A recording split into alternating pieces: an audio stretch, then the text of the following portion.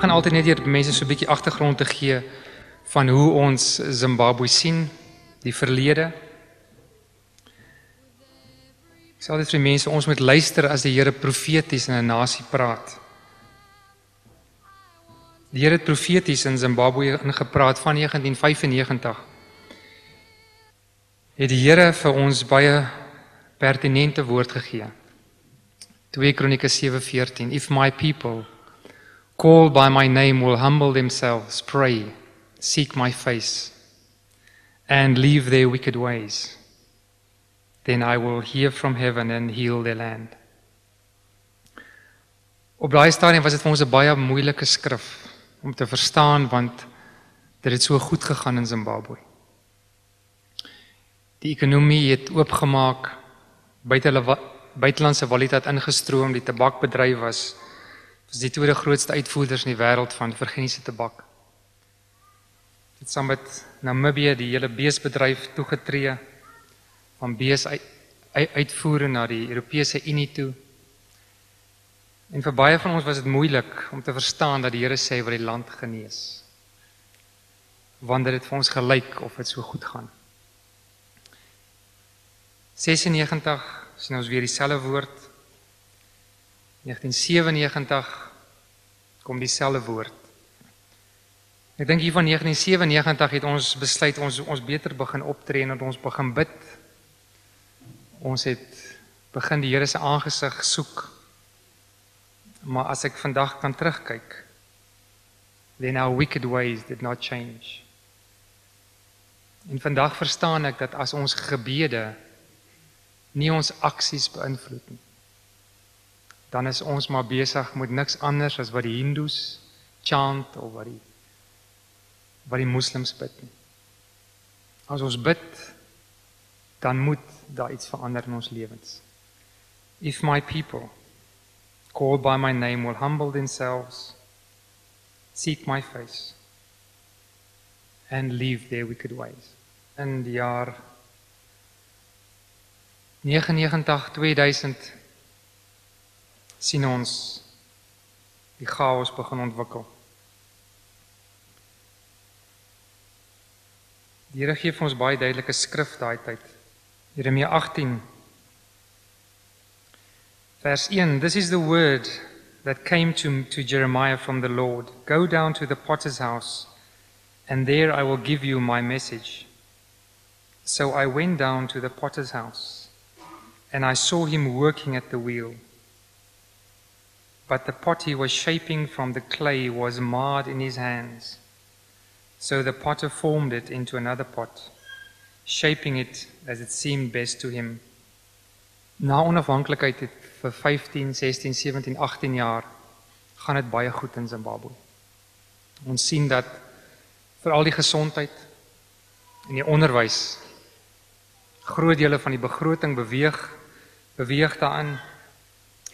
Almal gaan skool toe, hospitale is verniet.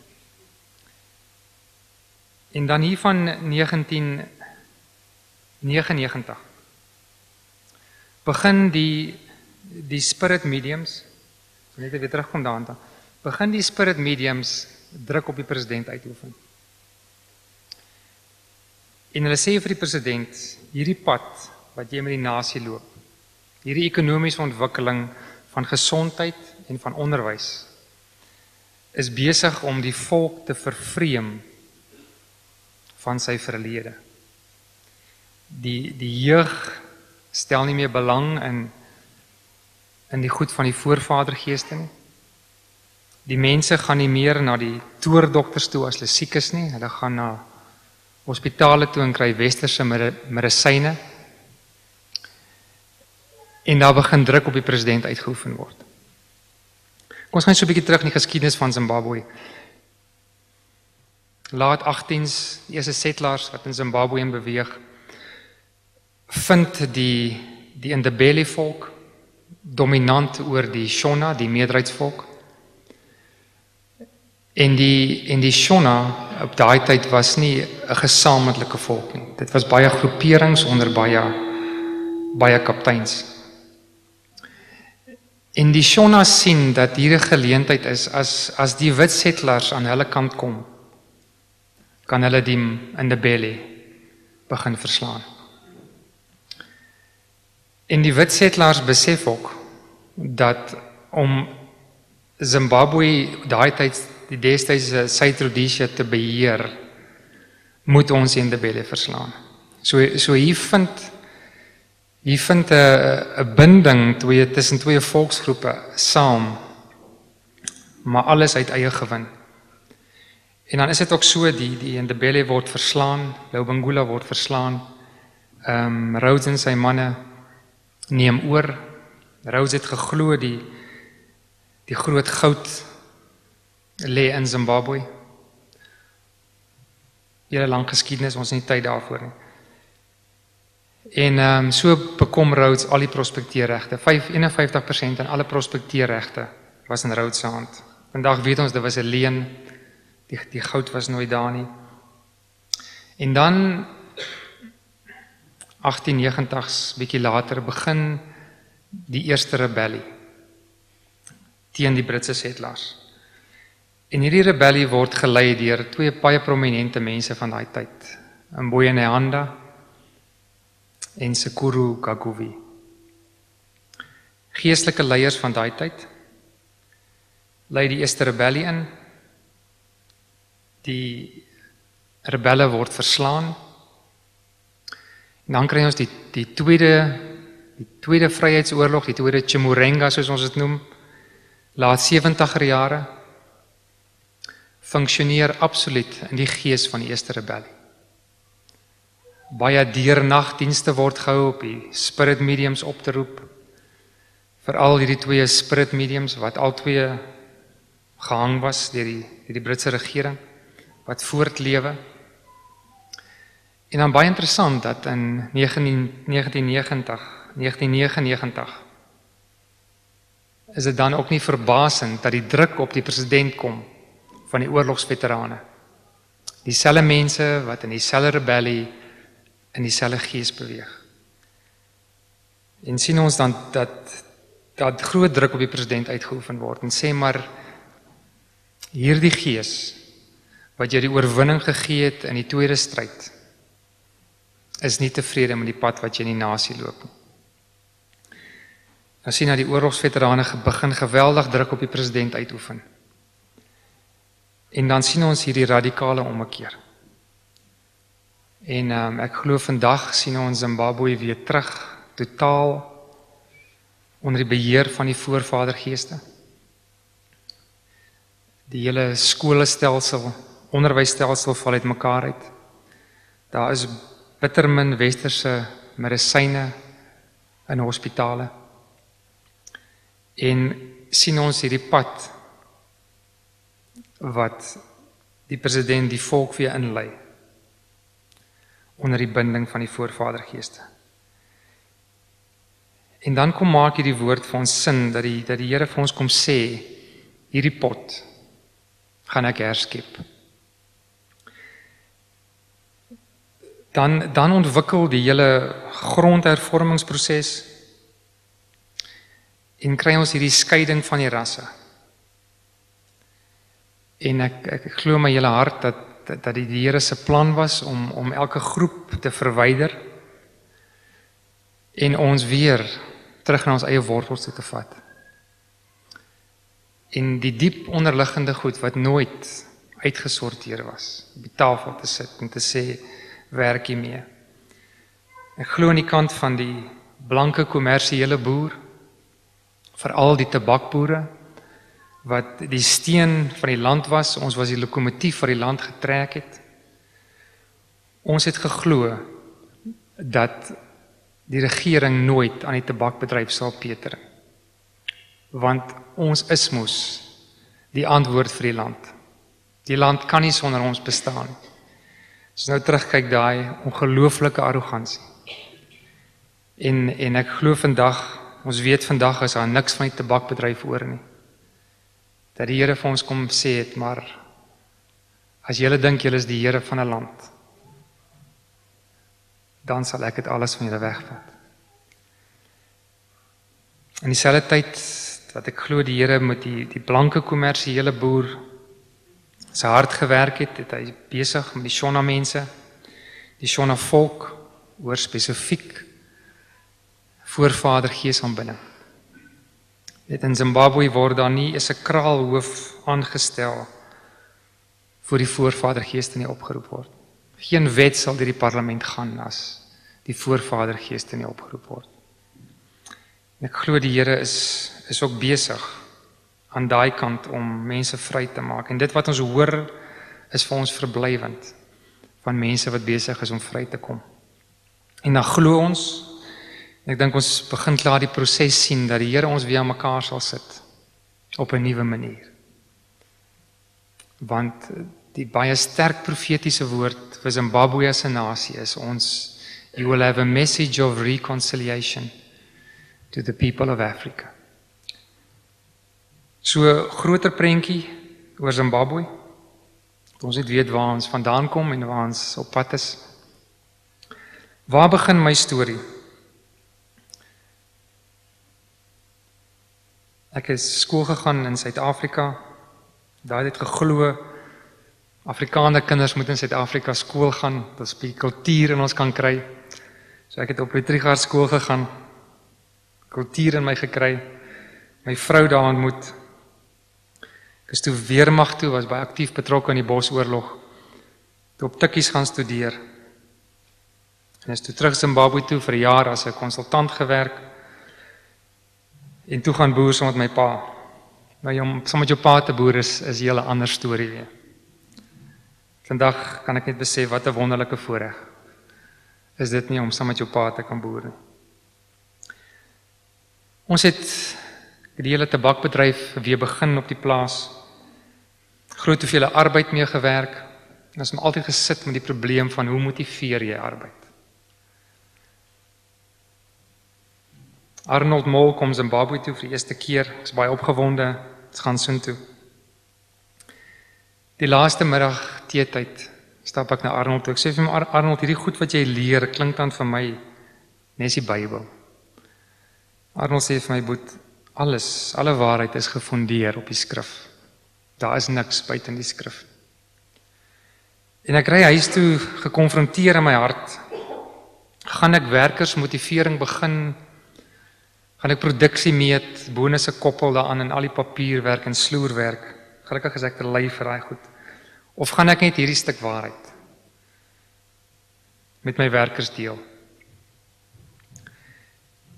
So roep ek hulle eendag. Ek sê vir hulle, ek wil hierdie woord met julle deel. Ek sal nooit vergeet nie, hulle kom met hulle pakke klere, ek het nie eens geweet hulle pakke klere nie. Kom sit hulle almal daar en ek staan voor hulle. Toe ek voor hulle staan, toe weet ek, as ek nou my mond gaan oopmaak, there is no going back. As ek hierdie waarheid aan hulle gaan bekend maak, dan sal ek moet begin lewe. En ek glo daar verander 'n wonderlike ding in my lewe, dat hierdie skrif begin waar word in my eie lewe. Die plaasgroep groei, baie krisisse, dink vanoggend weer aan die pad van disippelskap. 'n Skrif wat sê, you will sow your seed with tears, but we will reap a harvest with joy. Weer wat betrokke is by disippelskap, daar's baie teleurstellings. Ek sê altyd, disippelskap is om jou lewe neer te lê. Want daar is nie 'n ander pad nie. Na 3 jaar, daar sterk groep op die plaas, ons ontmoet gereeld. Daai tyd was daar nog nie Amos nie, want ek nog nie van Amos geweet nie. Ons het maar begin by die Beatitudes, die maklike goed wat ons verstaan het, die gelykenisse, dan Engels begin skryf en die werkers begin deel. Stap omtrent 3 jaar pad met die werkers. En ek stap eendag, een Saterdagmiddag, ek sal nooit vergeet nie, ons is by die huis, ons huis was so teen 'n kop. Die werkers het op die ander kant rand gebly en daar kom 'n groot geraas aan en ek stap soontoe. En toe ek naby kom, toe kon ek sien Die werkers is besig met geesdrywing. Die van julle wat nie Afrika ken, die gaan lees bietjie oor wat gebeur in Afrika. In die geesteswêreld. En ek besef het hier is 'n bose ding aan die gang. En ek stap nader en tot my groot verbasing sit al die Christene ook daar. En ek onthou nog, ek stap huis toe en ek is diep teleurgesteld. En ek sê vir die Here, ja, dis waar. Hierdie mense het nie siele nie. Dis waar wat die mense vir my gesê het. Swart mense gaan nie hemel toe. Ek is diep oortuig daarvan nou. En ek stap huis toe en ek gaan kniel by die bed. En ek sê, Here, ek verstaan dit nie nou. Ons het hierdie pad gestap saam met hierdie werkers. En nou hierdie diepe teleurstelling. En ek onthou so duidelik, vra die Here deur sy gees in my hart vir my. Hoe lank stap jy al saam met hulle? En ek sê vir die Here, 3 jaar. En die Here vra vir my, hoe lank het ek vir jou gewag? Ek sê, Here, 33 jaar. En die Here sê vir my, so duidelik daai dag, kom terug oor 30 jaar. Dan sê hy vir my, jy is moeg. En ek staan op en die volgende dag is 'n Sondag. Ons het altyd Sondag by mekaar gekom. Ons het by die proses gekom waar ons almal ons buitekerke gelos het en die plaas het die kerk geword. Die Sondag, toe sit ek en wag en niemand dag op en ek stuur 'n boodskap, ek sê hulle moet kom. Ons sit in 'n groot skuur. Ek onthou so goed, na so sydeur. En hulle loer so by die sydeur in. En ek sê vir hulle, kom in. En hulle sê, nee, ons moet maar so praat. Nou ken hulle my en hulle ken my 5-punt plan. En uiteindelik kry ek hulle om te sit. En ek stap na hulle toe en ek sê vir hulle, vir die volgende 30 jaar, for the next 30 years, I'm committing myself to you. Ek gee nie om wat julle gaan doen nie. Julle kan gaan syp, julle kan gaan hoereer. Die Here het homself aan my verbind. En vandag verbind ek myself aan julle. En ek dink daai dag breek 'n groot ding deur op die plaas. Waar die werkers besef dat ek is ernstig oor die Here. En so groei die plaasbediening al groter. Ons begin uitreik na ander plase toe. Ons begin uitreik na ander gebiede toe, spesifiek na 'n groep goudpanners op die Angwa rivier. Absoluut verlore mense. En dan gaan ons op 'n gebedsreis Indië toe. Ons betrokke by sendingorganisasie, ons gaan saam met hulle 'n basisbesoek in Indië en ons gaan bid saam met die mense in Indië. Het is altyd wonderlik as jy uitreik, dan dink jy gaan die wêreld verander. Maar dan kom jy terug dan die Here jou verander. Ons is in Indië, ek onthou ons het eendag om 'n tafel, ons het om bid. En die Here wys my so duidelik my plaas. En die Here sê vir my, Boet, weet jy, ek is nie in die landbou nie. Vetbeeste en 10 ton mielies en die beste tabak beïndruk my nie. Ek is 'n God van mense. Ek wil hê jy moet my oes op jou plaasie. Ek wil hê jy moet met my oë na jou plaas begin kyk. En ons gaan terug uit Indië uit en met 'n wonderlike visie in ons hart dat ons plaas moet bekend staan vir sy mense. Dat die produk wat ons wil mee spog sal wees God se oes. En ek dank die Here vandag dat hy vir ons daai insig gegee het dat ons plaas maar 'n instrument is om sy koninkryk te bou. Want toe die plase moes gaan, toe bly die visie staan.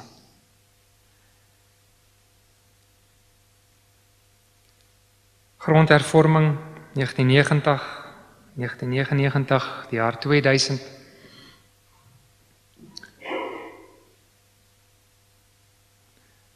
Ons lewe so baie in illusies. die hele grondhervormingsding kom, en ek dink vir myself, maar ons doen mos die Here se werk. Ons is mos besig in sy koninkryk, dit vrywaar ons mos, van die pad van die wêreld. Die eerste lyste kom uit van die plase, ek koop nie eens 'n koerant nie, want ek is mos veilig. My buurman bel my en hy sê vir my, Boet, weet jy jou plaas is heel bo aan die lys. Ek sê, joh, wat kan mos nie wees nie. Het werk mos nie so nie.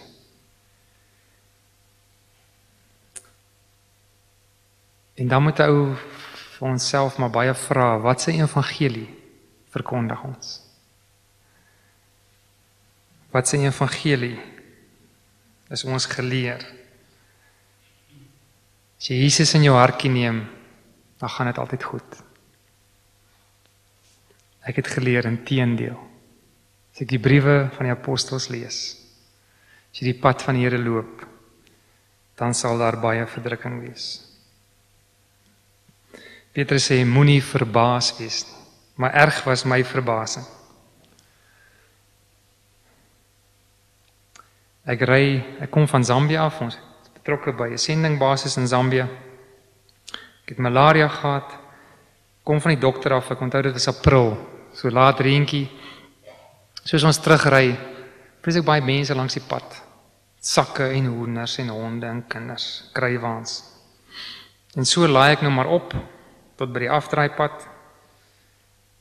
En ek sê vir hulle, kan ek julle aflaai? En nee, sê hulle gaan ook in die rigting.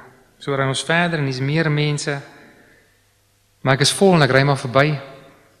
Ek klop op die dak en hulle sê vir my, waar is Goredima plaas? Ek sê vir hulle, maar dit is Goredima plaas die. Nee, sê hulle, dis hier waar hulle afklim. Ek maak die venster weer op, ek vra hulle, is jy troue of is jy begrafnis? Nee, sê hulle, we are taking the farm. Jo, ek ry weg, ek sê, Here, ek ry sommer die ouens aan, om my plaas te kom vat. Ek onthou die krisis in ons huis daai aand. Die radio's is aan die gang, die rooi ligte flikker. So agter daai aand lui die klok. Die kerngroepie Christene is by die hek. Hulle sê vir my, hier's ander mense op die plaas. Ek sê, ek weet, ek het hulle aangery. Hulle sê vir my, hulle is nat en koud. Ek sê, hoor julle nie? Ek sê, ek weet, want ek het hulle aangery. Hulle sê vir my, weet ons het nou gebid. En die Here het vir ons gesê, ons moet ons vyande lief hê. Nou moet julle besef, die plaasinval is vir hulle net so groot bedreiging as vir my. Ons het gebid en die Here het vir ons gesê, ons moet ons vyande lief hê. Ons kom vra nou vir jou, of jy die hekke nie sal oopmaak, die skure sal oopmaak, dat die mense inkom. By daai tyd was ek baie betrokke by die buurtwag, die goue reël was, moenie hulle in jou heining toelaat nie, jy kry dit nie weer uit. En ek staan gekonfronteer met dieselfde evangelie, wat ek vir my werkers geleer het. So ek wil dit vir julle ook vandag sê, julle wat die evangelie deel, daar gaan 'n dag kom, en hy sê die evangelie jou gaan konfronteer. En ek sê, Here, maar moet ek nou alles wat ek glo, as 'n Afrikaner boer, nou prys gee en die hekke oopmaak? En ek weet net in my hart, sê ek vir hulle, ek vertrou die Here in julle. Ons moet by 'n punt kom waar ons die Here in mense begin vertrou. Ek vertrou die Here in julle, dit wat julle gehoor het is reg. Bring die mense. Sluit die hekke oop en so kom hulle drupsgewys in. Hulle loop toe al 3 dae sonder kos. Ons maak vir hulle kos. Daardie was met ons 'n skool op die plaas begin. Daar's baie potte en kos. Voor my vrou weet, dis al die skool se kos. En die settlers se ma, ons maak hulle kos hy aand. Word die volgende oggend wakker, ek dink, joh, dit was seker net 'n slegte droom. Maar het ook afstap werkswinkel toe, om elke hoek sit jy so nat bedrenkte familietjie. Etenstyd bid die werkers weer saam, ons bid saam met hulle en die een swart vrou sê vir ons dat sy regtig voel dat ons vir die Jesus film moet wys. Ons het daai tyd 'n Jesus film span gehad. Ons sê maar is reg, ek stap na die leier van die groep toe, sê vir hom, ons gaan vanaand vir julle film wys. Onthou so goed, hy sê vir my, we have not come to watch films, we've come to take your farm. Ek sê, dis reg so, maar ons gaan byndien die film wys. 6 uur aan stap ek af na die skuur toe. Ek het nooit vergeet nie, ek stap na die skuur en daar sit al, ek dink 75 families, 57 families. Sit hulle op die bankies.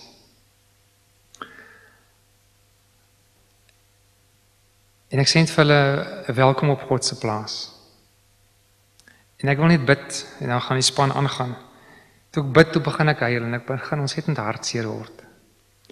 Vir hierdie mense wat maar pionne is, wat maar geskuif word in 'n spel wat hulle ook nie verstaan nie. Ek bid vir hulle en ek stap huis toe. Volgende oggend invaltyd, 5:30, kom die werkers so drip aan. Ek sê vir hulle, hoekom kom julle so laat? Hulle sê, ons het net gou gaan eet. Ek sê, maar julle eet mos nie die tyd in die oggend. Sê vir my, nee, ons het gisteraand nie geslaap nie. Ons het die film 3 maal oorgewys. Ons is heel aand besig, meeste van die mense het die Here aangeneem as hulle persoonlike saligmaker. Ons is heel aand, baie mense is bevry daai aand. Ons het gou gaan eet, sodat ons kan kom werk.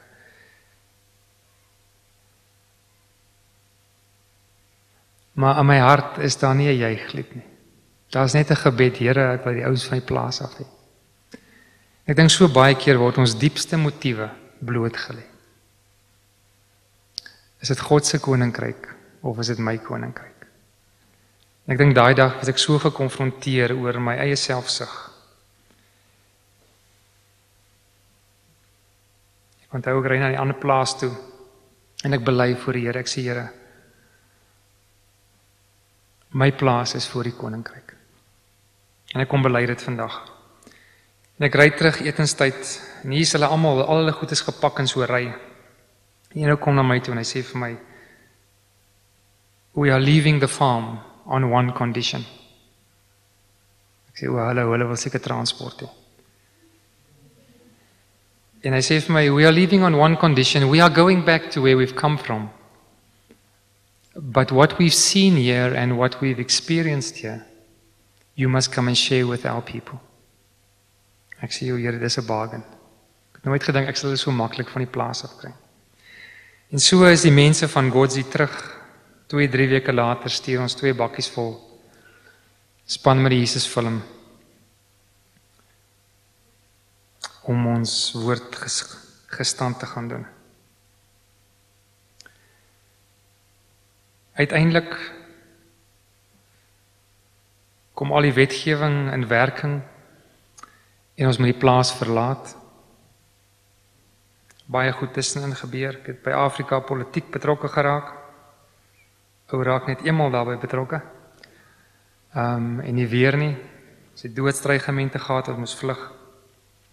Maar uiteindelik moes ons die plaas verlaat en ek onthou die werkers kom na my toe en hulle sê vir my, kom ons gaan bid vir ou Laas. Daar was 'n baken op die plaas, die hoogste punt in die omgewing. Kom ons gaan bid vir ou Laas. Ons vra die Here vir uitkoms. En ons stap op daar in die baken toe en ek onthou ons sit so wit baken, sit ons nou so rug teen rug en ons begin bid. Maar uit ons hart uit kom daar nie 'n smeekgebed nie. Daar kom 'n stuk dankbaarheid. Ek begin bid en ek sê dankie Here dat ek vir 16 jaar hier my kinders kon groot gemaak het. Hier is nie wild, dis nie kuddes en nie bosbokke. En die werkers begin bid en sê Here dankie vir die voorreg dat ons van hier af u woord kon uitdra na so baie plase toe. Dankie dat ons van hier af tot mense van ander nasies kon geseën het. En ek stap van daai berg af. En ek besef ons het nie regte nie. Die Here skuld ons niks nie. Dis alles voorregte. En ek dink as ons terugdink na ons tyd op die plaas, dan sien ons dit as 'n ongelooflike voorreg. wat die Here ons gegee het. Ons het nie regte nie, ons het net voorregte.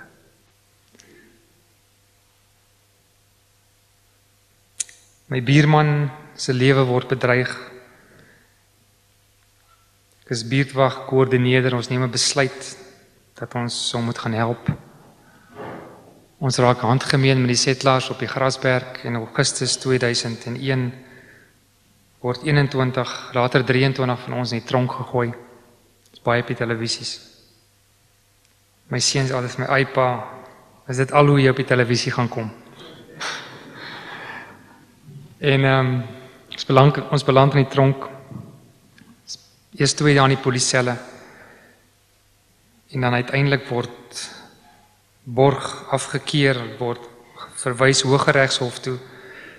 Ek sal nooit vergeet die middag, so 5:00 se kant, herk hulle ons so 3-3 voor die tronkselle, Chinhoyi se tronk. En ek weet hier diep in my hart, nou is daar nie meer teruggaan nie. Nou is daar net vorentoe. En dan kom 'n ding in my verstand op dat vanaand het Afrika sy beurt. Al die kere wat ek gelag het as die honde hulle gebyt het.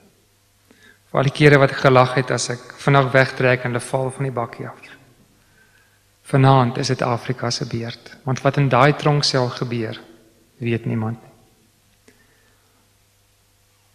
En ek stamp ons na die tronksel en slaan die deur toe.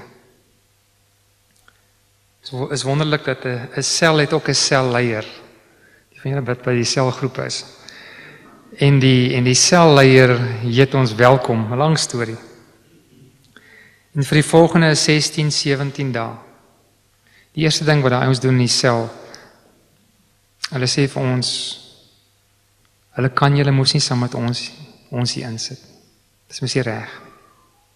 Ons sê maar ons is hier. Sê vir ons dink julle moet voor die deur slaap, want in die aand kom daar so ligte briesie, ja. Andersins is dit verskriklik warm in die tronksel. En vir die volgende 16, 17 dae in daai tronk, maak daai swart gevangenes dit vir ons so maklik as moontlik, vir ons om daar te oorleef. En ek is gekonfronteer met hierdie mense van Afrika, hierdie absolute diensknegte. Van die dag toe hulle ons kon trap, kies hulle maar weer om te dien. En ek sê net vir die Here dankie vir die voorreg, dat ons in Afrika mag wees.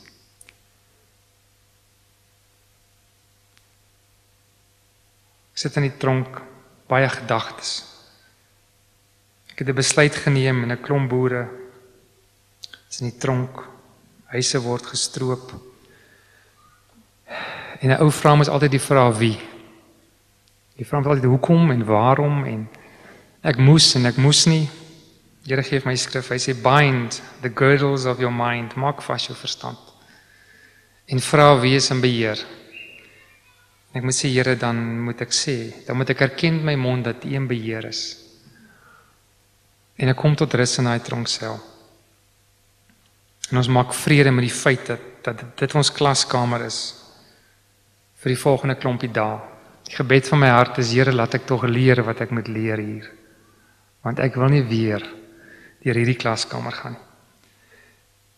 My buurman, wat nou ook my vernoot in die besigheid is, kom sit eendag by my. En hy sê vir my, ek het net een begeerte, dis om uit hierdie tronk uit 'n vry man te stap. Ek sê vir hom, Tony, al hoe ons hier kan vrykom, ons sal moet begin vergewe. Van die dag wat ons in hegtenis geneem is, en ons sit daar in die binneplein van die tronk, sit ons langs mekaar, en ons begin hardop bid, en ons vergewe die polisie, die weermag, die veiligheidspolisie, die staatsaanklaer. Ons vergewe almal. En ek weet vandag, dat die dag toe die tronkselle, die tronkdeure oopgaan, toe stap ons as vry mense daar uit. Geen bitterheid nie, geen haat nie. Ek kan dit ongelukkig nie van my medeboere sien. Ek moet julle dit vertel, toe ons by die tronk aankom, die kommissaris van die tronk gee toe vir ons elkeen drie nuwe komberse, sulke grys, dun kombersies, en 'n nuwe stel tronkklere. Ou dra kakieklere in die tronk, soos ons op die plase dra. Kry ons stel kakieklere. En 2 aande later bars die oorlogsveterane in die tronk en ruk ons almal uit die selle uit. Al ons klere uittrek, al ons komberse op 'n hoop gooi. En op grond van die feit dat die swart polisiekommissaris, die swart gevangeniskommissaris vir ons nuwe klere gegee het, 'n nuwe komberse, is hy se muur afgedank met geen pensioen nie. En ek is weer net gekonfronteer, ek sê, Here, hierdie mense van Afrika betaal 'n baie groter prys as wat ek betaal. Ek sal nooit vergeet nie, my oudste seun is hier, soos besig om onder die plaashek het dit gespoel, en die honde gaan uit, hy is besig om daar konkreetbalk in te sit. En die party het so 'n rooi bakkie gery. Kyk, as hy bakkie kom, dan kruip almal weg wat kan wegkruip. En die bakkie kom so deur die drif opgery na die plaas toe, en hy sien dit, en die hekke is oop, en hy hardloop, en hy probeer die hekke toekry. Maar hulle kry die bakkie se neus daar, en hulle spring af en hulle gryp hom. En 'n swart Christen op die plaas, die hoof van die plaas veiligheid, al die sekuriteit doen, die wilddiewe beheer, sien wat gebeur. En hy stap na daai klomp veterane toe. En hy sê vir hulle, die feit dat die hek oop staan, is my verantwoordelikheid. Dit is nie die wit seun se verantwoordelikheid. En hy laat my seun gaan. En hy staan in sy plek. En ek het myself baie gevra, sal ek ooit in 'n swart man se seun se plek gaan staan? Soos 'n swart man in my seun se plek gaan staan het.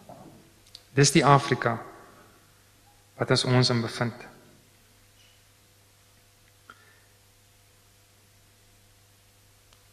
En tronk gee die Here ook net vir my een skrif uit Matteus uit. Blessed are the pure in heart, for they will see God. En aanhoudend in hierdie proses van 3 jaar herinner die Here my net aan hierdie een skrif.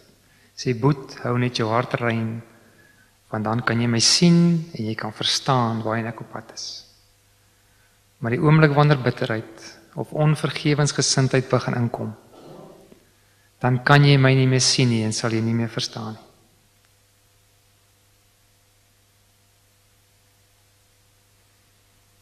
Dit is ons pad. Ons is uiteindelik van al 3 die plase af. Dit is op die oomblik in die dorp. Ons het 'n klein houtbesigheid gekoop wat ons dakke opsit en die wering maak. Kerngroep werkers is by ons. En ek kyk terug en ek dank die Here en ek luister gister ook na mense se getuienis. Mense wat ook begin sien het dat ons plaas instrumente is om sy koninkryk te bou. Dat ons plase is tydelik, maar daarmee kan ons ewigheidsgoed bou. Daar is nie meer 'n plaas nie. Maar ek dink van al die saad, van al die werk van 40 jaar wat my pa, ons kom van Zambia af.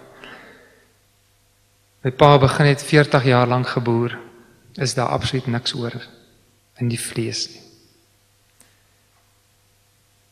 Ek lees vanoggend weer Habakuk en is so waar. Die vyeboom is afgekap.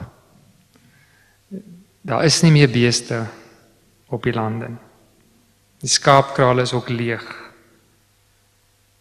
Maar die onverganklike saad het nie dood gegaan nie. Ek dink ons staan voor die wonderlike uitdaging dat 2 van ons oud plaaswerkers se kinders, ongeletterde plaaswerkers se kinders, 2 van hulle gaan ons vroeg volgende jaar uitstuur na Noord-Afrika.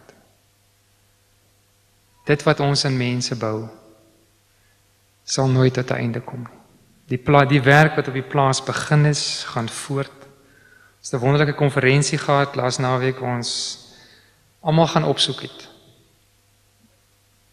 met wie ons die jare saamgeloop het. Dit was ook 'n stuk hartseer vir my in die hele proses, en ek dink, ons moet praat oor die goed. Dit wat ons in die plaaswerkers ingesaai het nie gegroei nie. Dit wat ons in Christene ingesaai het, wat nie vir ons gewerk het nie, dra ongelooflik vrug. Ek worstel nog met die ding. Ek besef dat as ons die evangelie van 'n baas na 'n klas attitude bedien, verander dit nie mense se lewens nie. Jesus het gekom en hy het as 'n diensknegt kom bedien. So daar is nog 'n deurbraak wat ons moet kry oor werkgewer verhouding. Ten diepste verstaan ons nooit regtig die motief nie. Omdat jy 'n salaris betaal,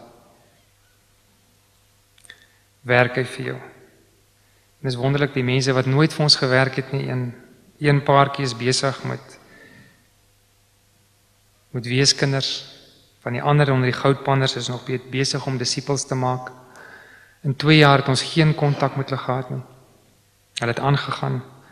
Ons weet, hulle is nie aan ons verantwoordelik nie, hulle is aan die Here verantwoordelik. Die Here daag ons regtig uit, weer uit Galasiërs 5, waar hy sê, I've called you to freedom. Ek het julle vrygemaak. Moenie weer slawe word. En dan sê 1 Petrus, hy het ons vrygekoop sodat ons dienaars kan wees. Of ons dra die juk van ons self. Ek en my plaas en my werkers. En dis 'n swaar juk. Baie van ons het hom al gedra en baie van ons het hom neergelê. Van om onsself te probeer bevredig. Om ons eie drome waar te maak. Om ons eie aftrede te beplan. Ons eie ambisies en ons eie visies. Maar dan sê die Here, ek het julle kom vrymaak, sodat julle kan dien. Ek is in die Kaap en ek hoor wat sê Elisabeth Jordaan, sy sê Afrika, sy skepingsdoel is the servant to the nations. Afrika se doel is die diensknegt van die nasies. Dan sê ek vir die Here, dan bring U ons na U bring ons na die diensknegt van die nasies toe, om weer hulle te kom dien. Wat 'n ongelooflike voorreg. Ek dink baie van ons glo soos Afrika in die posisie gaan inbeweeg en die wêreld gaan begin dien, sal die diensknegt van al die diensknegte terugkom. Maar ons sit met 'n krisis in Afrika. Ons sit met 'n denkwyse. Ons is natuurlike base. Ons neem natuurlik die voortou. En ons in die Afrika konsep is hulle natuurlike dienaars. So as ons in die vlees loop, dan lei ons natuurlik en hulle dien natuurlik. Maar as ons in die waarheid gaan begin loop, dan sal ons begin keuses maak. Ons sal begin met keuses maak om te begin terugstaan. Ongelukkig het ons 'n stuk Duitse bloed in ons, wat ons dominant maak, maar ons kan daarteen kies en begin terugstaan. Ek dink die Here het vir ons baie duidelik in Zimbabwe gesê, You've had your innings, julle het julle beurt gehad om te kolf. Julle doen nou die veldwerk. Ons wil almal graag kolf, maar niemand wil graag veldwerk doen. Maar ek glo tog dat die Here vir ons blanke Afrikaners toegerus het met soveel gawes. Dat die Here het ons Afrika toe gebring as die dienskneg. Maar langs die pad het ons Afrika ons dienaar gemaak. En as ek na Zimbabwe kyk, dan kan ek sien dat die Here besig is om hierdie proses weer om te keer. Ons moet dit vir mekaar vandag sê, jou koninkryk gaan nie kom nie. My koninkryk gaan nie kom nie. God se koninkryk gaan kom in Afrika. Ons moet in lyn kom met God se koninkryk. Sy koninkryk is 'n koninkryk van diens. Ons hoor uit Midde-Afrika, hoor ons 'n roepstem wat sê, waar's die boere, om ons te kom help boer. Is nou weer 'n span van Zimbabwe en Nigerië, en daar's 'n uitroep om sê, kom help ons boer. Maar niemand reageer nie. Nee, ons wil vir onsself boer. Ek wil my eie grond hê. Ek wil myself dien. Dit sal 'n groot denkwyse verskywing moet word. En daarom skroom ek nie om vir in Suid-Afrika te sê, hier kom groot veranderinge. Jy hoef nie 'n profeet te wees om dit te weet. Hier kom baie groot veranderinge. As ons in Afrika in die vlees loop, dan lê daar vir ons ontsettende krisis voor. Maar as ons in die gees loop, dan is Afrika 'n ontsettende uitdaging. Dan kan dit wat die Here in ons belê het, gawes van administrasie, van mobilisasie, van opleiding, van administrasie, kan ons gaan dien in hierdie wonderlike kontinent. En ons weet dit gaan na die suide uitkom. Ons is opgewonde as ek weer dit sien staan daar. Ons weet dit sal die suide uitkom. Ek weet die Here gaan baie Christen boere losmaak om te gaan boer. En het vanoggend gepraat van oor die grense gaan. Ek weet baie boere se grense is waar sy plaashek is. Maar ek weet baie van julle gaan begin baie weier beweeg. Ek sê vir die boere, Afrika is ons plaas. Dit is nie 1000 hektaar nie. Dis die hele kontinent. Dis ons uitdaging. Dis hoekom die Here ons voorouers gebring het na hierdie kontinent, om te kom dien, om te kom gee. As Zimbabwe vir jou bang maak, dan moet jy kyk wat in jou hand is. Want as jy seker maar besig met jou eie goed. En dan sê die woord, dit wat jy wil behou, sal jy verloor. Dit sal gaan. Het sy deur bankrotskap, deur grondhervorming. Maar as ons met ewigheidsgoed bou, as ons sy koninkryk bou, as ons bou met saad wat nie verganklik is nie, dan sal dit altyd bly staan.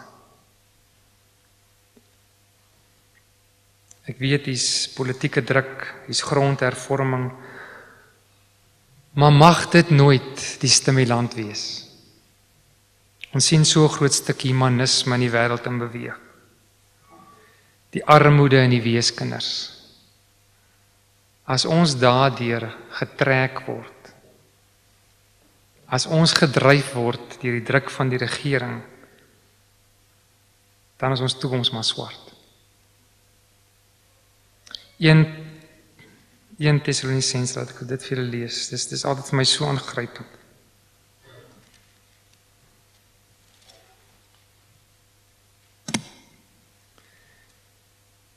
Vers 2. We always thank God for all of you, mentioning you in our prayers.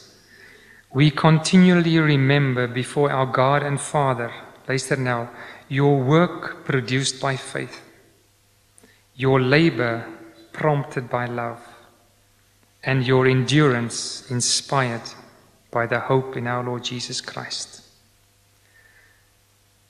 As ons uitgangspunt nie die kruis is nie, as dit nie die liefde van Jesus is wat ons dring nie, dan bou ons verniet. As ek nie liefde ervaar nie, kan ek nie lief hê nie.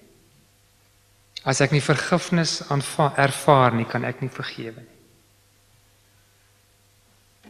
Ons kan nie 'n aksie uit onsself uitloods nie. Dis nie die boodskap nie. Ons geloof is altyd 'n reaksie op wat God gedoen het. Omdat hy ons liefgehad het toe ons nog sondaars is. Daarom kan ons mense nog lief hê, terwyl hulle nog sondaars was. Ek sê baie vir die boere, weet jy, ons sien onsself as die mense wat Afrika moet kom verander. Wat 'n leuen. Jesus het ons nie eers verander en toe aanvaar nie, hy het ons eers aanvaar en toe verander. Dan vra ek altyd vir die boere, het Afrika ons al ooit aanvaar? Het Afrika ons regtig al aanvaar as permanent? Swartman kom by my en hy sê vir my, my perception of you, white people, you are here temporary to come and reap, and then you will leave. Toe die krisis in Zimbabwe kom, toe kom hy na my en hy sê, do you see, I was so right. When the difficult times came, you have all left. Het Afrika ons al ervaar dat ons hier permanent is? Het ons hulle al aanvaar soos hulle is? Dat ons ophou om hierdie speletjie te speel om mekaar te probeer verander. As dit nie liefde is nie, dan is dit niks nie. Afrika lê oop. Ek is by 'n organisasie betrokke wat uitstuur na die nasies toe. Ek is so opgewonde, luister gestaan wat hy nie sê, toe hy sê, as hy 10 jaar gelede kon hy nie eers dink waar Amos vandag sou gewees het. As ek 7 jaar gelede kon dink dat van ons plaaskinders na die nasies toe op pad is, so ek het nooit kon gedink het. Maar die groot kommissie bly staan.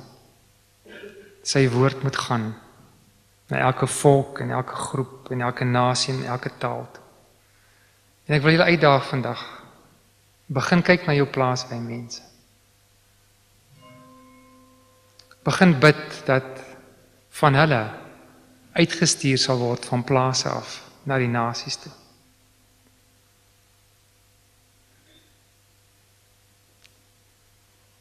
Want dit kan nie bly by ek, my plaas vir Christus nie. Dit moet uit, dit moet wyd, dit moet gaan.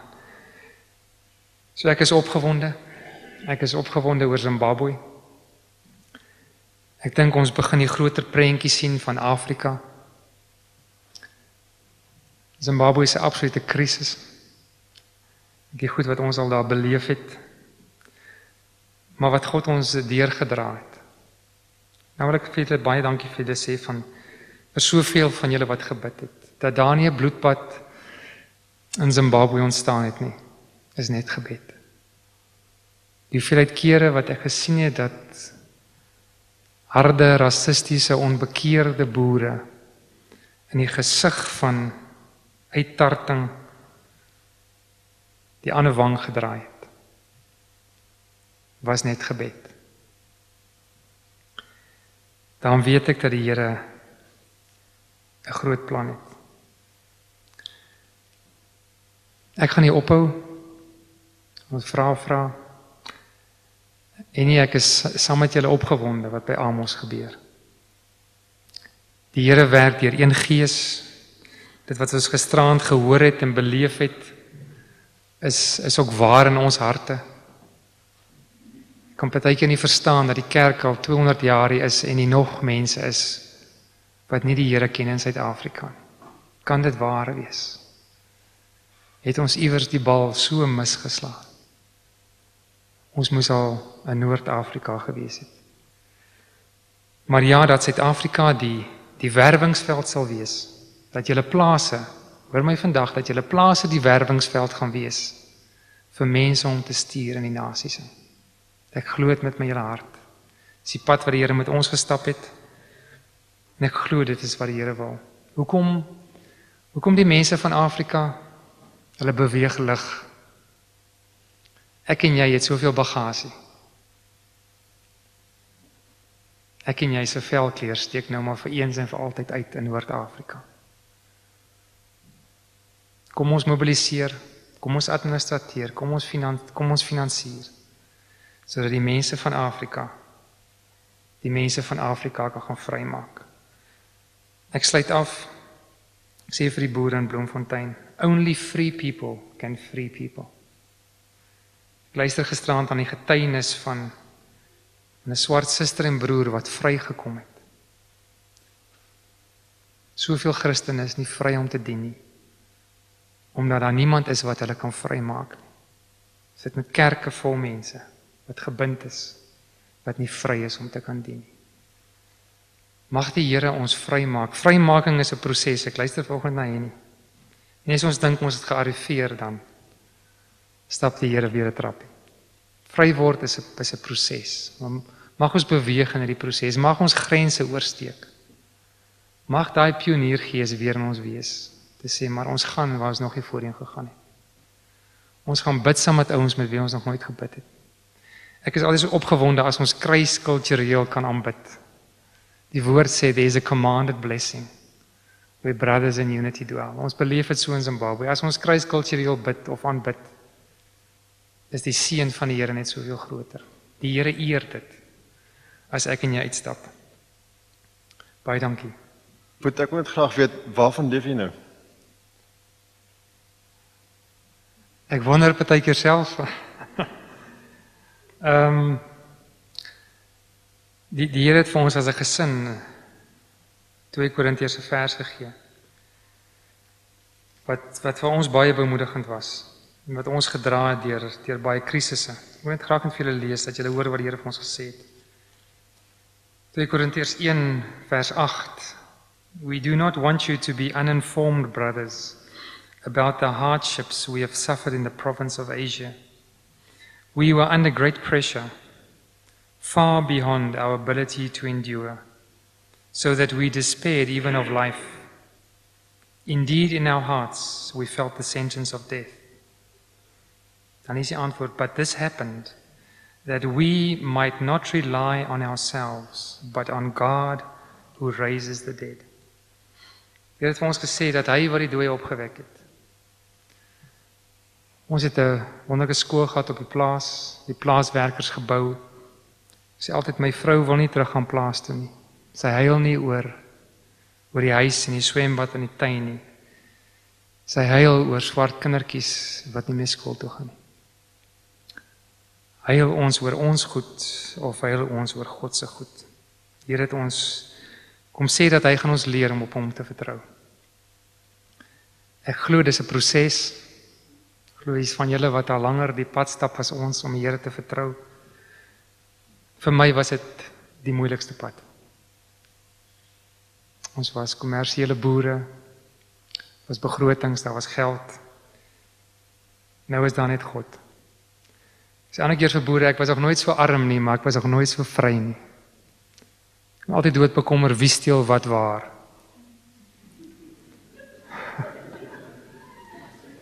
Nou is ek vry. Ons kon nooit beweeg nie. Ons het al deur Namibië beweeg en ons kon nooit beweeg nie. Ons is vas aan die plaas. Die plaas word met jou baas.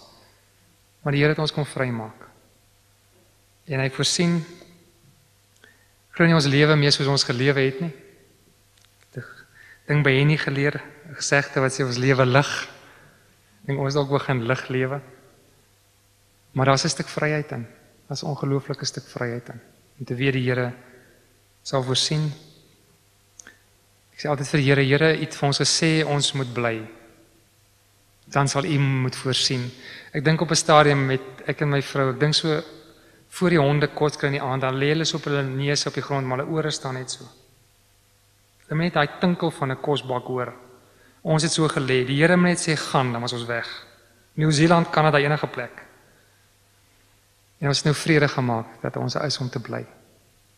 Ons is om te bly nie net in Zimbabwe nie, maar ook Afrika. Oorlogsveteraan sien my ander dag en hy sê, "Why are you still here? We have taken everything. What more must I do to get rid of you?" Ek sê vir hom, God has said, We must stay here.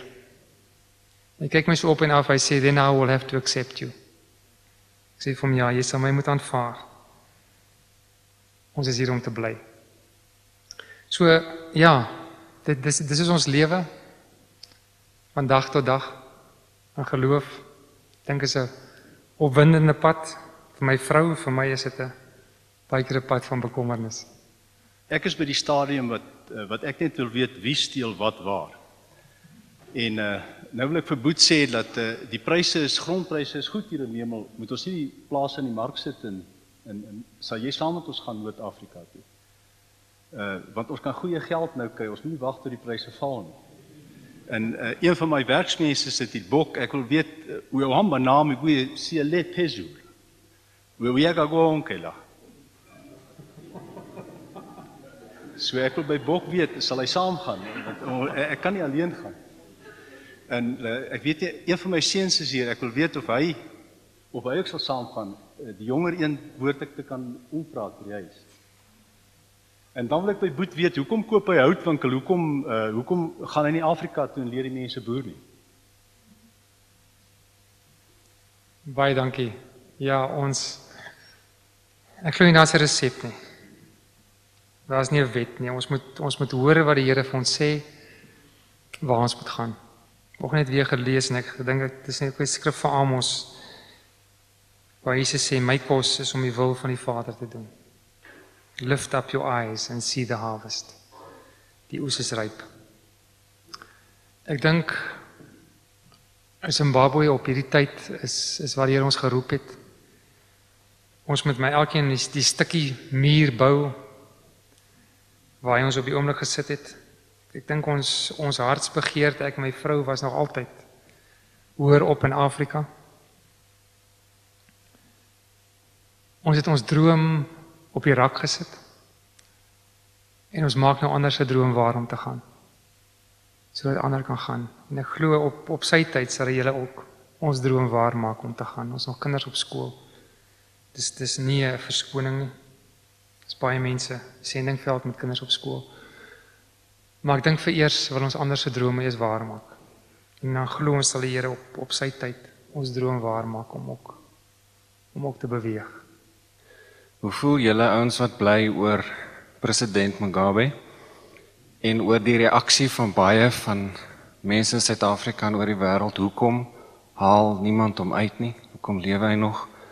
Wanneer gaan 'n einde gemaak word aan sy tirannie? Hoe dink julle oor president Mugabe?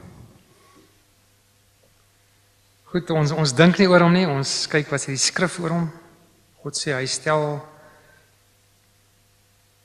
stel ons leiers aan.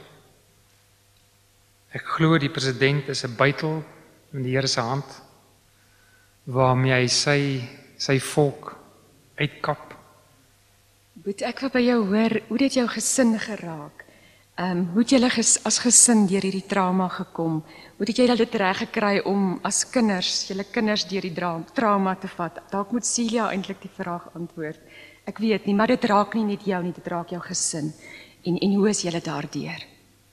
Ek dink al wat ons besef het en al wat in die skrif ook staan, is op die einde van die dag is dit net verhoudings. Dis al wat bly staan. Die res is tydelik, verhoudings is ewig. Ek dink die sif wat gesif het in Zimbabwe, dit wat ons daar laat bly het, is ons verhoudings met swart Zimbabweërs, is ons verhouding met wit Zimbabweërs. Dat ons nie deur die sif geval het nie. Ek dink ons is baie nader aan mekaar. Ek dink my oudste seun is hier, ek dink dit was vir hom baie moeilik. Hy wou geboer het, ek dink sy droom was in sy hand. Altyd vir hom sê, leer tog klaar, dan kan jy boer, dan kan ek sendingveld toe. Sy droom was in sy hand en soos mis het dit verdwyn. Maar ek is bly dat my kinders dit geleer het terwyl hulle jonk is. Dat die dinge van hierdie wêreld kan net so. Kan dit gaan. As ons daarop gebou is, dan is ons op gevaarlike grond gebou. Celia? Terwyl my man nou gepraat het ek my dogter gekyk. Die trane het geloop en ons het te min tissues, ons het nou dieselfde tissue gedeel. Ek weet net, Radio Kansel het op 'n stadium gebel terwyl my man in die tronk was. Toe vra sy dieselfde vraag wat Janita nou gevra het. En ek kon dood eerlik sê dat ek weet die Here werk met my kinders ook soos wat hy met elkeen van ons werk. En dis lekker om te weet, hulle leer die goed wat ek op my ou dag moet leer, kan hulle leer terwyl hulle jonk is. Mense het ook die dag wat Gert van vertel het, wat hulle vir Gertjie daar by die hek gegryp het, en wat Daniel opgestaan gesê het, maar ek is die security guard, dis my werk om die hek toe te gemaak het, so dis my skuld, die hek was nie toe nie, het iemand gebel van Lady Smith, en 'n skrif gegee, en ek het die skrif deurgelees, en ek kon nie verstaan, wat sy vir my probeer sê in die skrif, en op 'n stadium toe kom het sê, jou kinders is in my hande, en jy hoef nie te vrees vir hulle lewe nie, ek het hulle in my hande, en die Here het regtig die hele tyd, ek sien my man ook, die Here het heeltyd vir ons skrif gegee, in elke situasie, en dan het ons heeltyd met die kinders ook gedeel, ja, so die Here is baie getrou, dis een ding wat ons deur alles geleer het, is die Here is so getrou, en dat daar regtig niks is wat ons van die liefde van die Here sal skei nie. Ek het op 'n stadium gekom wat ek vir my man gesê het, ek is nou nie meer baie seker of is daar Here nie, want hoe meer almal bid, hoe slegter gaan dit, en die Here heeltyd met my gewerk, ek het deur die hele proses nooit opgehou Bybel lees nie, en toe ons nou regtig kon sê, maar ons is deur, en die Here het ons gedra, niks kan jou van die liefde van die Here skei nie, niks sal jou van sy liefde wegvat nie. First question is now, how are you surviving spiritually in that same environment? That's the first question. The second question says, mention about the issue, the message of reconciliation. And then now my question is now, what is the process that can be taken for the reconciliation to take place in Zimbabwe? Either politically or maybe Christian way. Can I answer your second question first? There is only one place of reconciliation, and that's at the cross of Jesus Christ. There is no other place. We can come to an agreement somewhere else. We can come to a democratic compromise, but a reconciliation can only come when we realize we are all sinners. We had a prayer outreach outside of Chinhoyi, where the first freedom fighters were killed. And in the group there were people from both sides, and we started praying.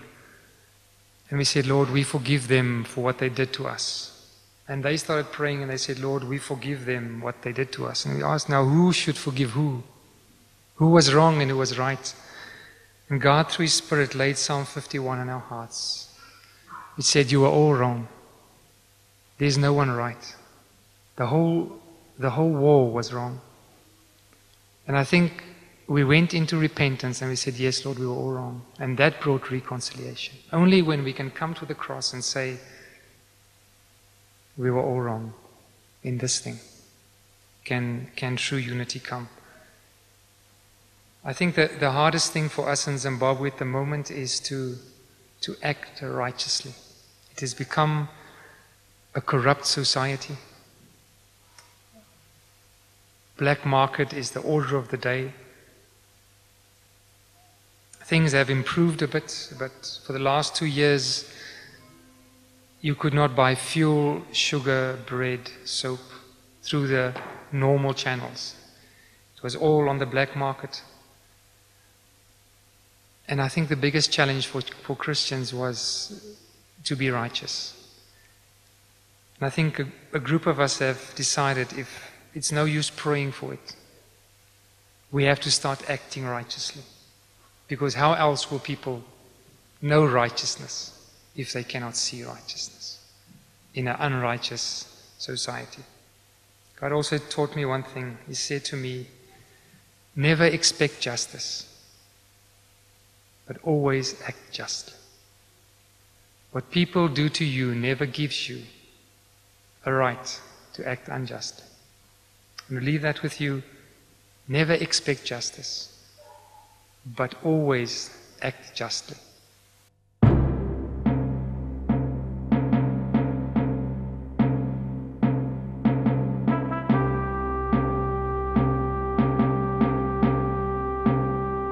With every thought and every word, with every breath and all that I am, I want to love you as long as I live, for you are my God.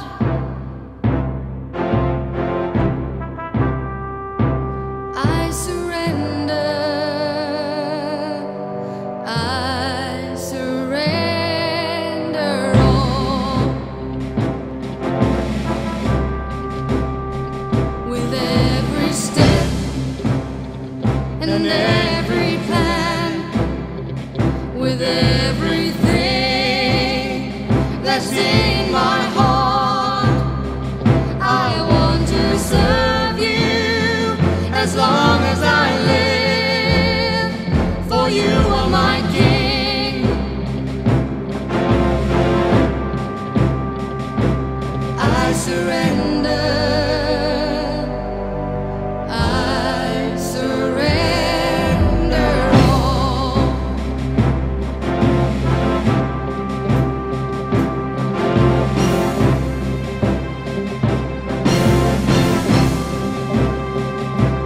All my life and all my needs, all my ways and all my deeds, I want to follow you every day, for you are my Lord.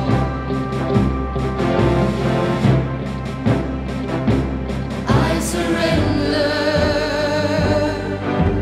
I surrender all.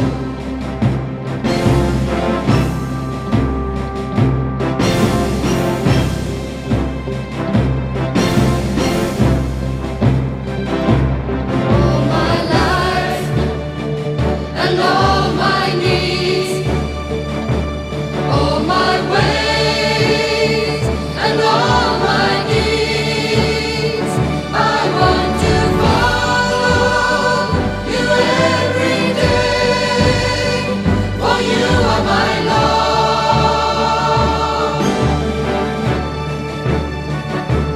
I surrender. I surrender all. I surrender. I surrender all.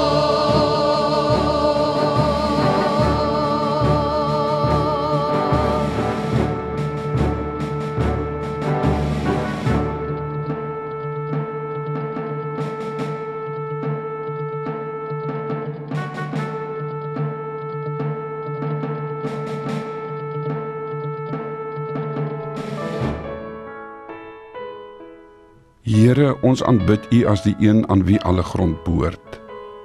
Ons erken U reg om dit te gee aan wie U wil. Leer ons almal in Afrika om goeie rentmeesters van U grond te wees. Ontferm U oor Zimbabwe en herskep weer die land en sy mense tot U eer. Maak elkeen wat grond en besittings verloor het, ryk in U, sodat hulle in die toekoms selfs tot groter seën vir die land sal wees.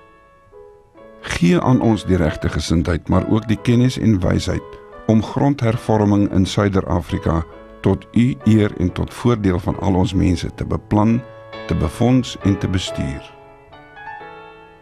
Bewaar en beskerm die hele grondhervormingsproses, sodat dit nie ontspoor en ons in eindelose ellende en hongersnood dompel nie. Help ons om Afrika te dien, en nie van Afrika ons diensknegt te maak nie. Seën ons landbougemeenskap, sodat ons tot seën vir Afrika sal wees.